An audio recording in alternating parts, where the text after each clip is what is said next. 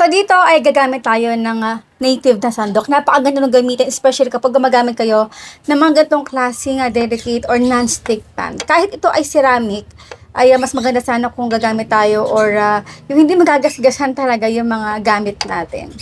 So, makikita niyo yung link sa comment box section.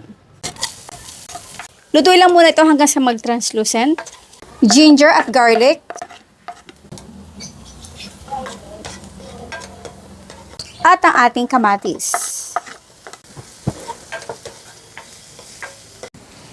So, pisa-pisa ilang natin para madali itong maluto. Ilalagay na rin natin yung ating malaki na sardinas. Ay, laki. Dami. So, ito ay may sukat ng 425 grams. Kalahating lata ng tubig. Asin. Konti lang. At na ating paminta.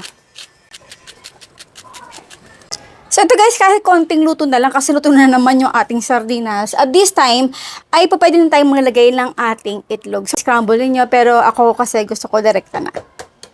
Tapos ako na lang siya hahaluin.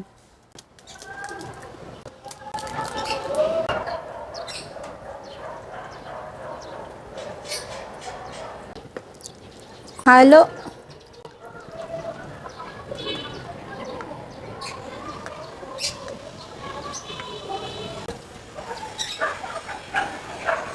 Ayoko nag-overcook yung aking itlog, kaya this time, after 1 minute, ay papatayin ko na yung ating apoy.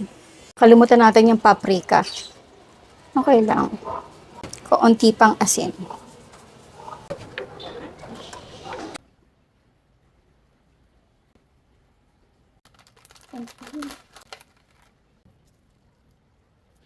Grabe, ang laman ng sardinas. Grabe.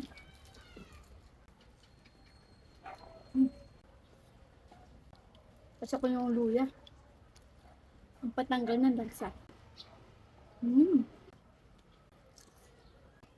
Plus.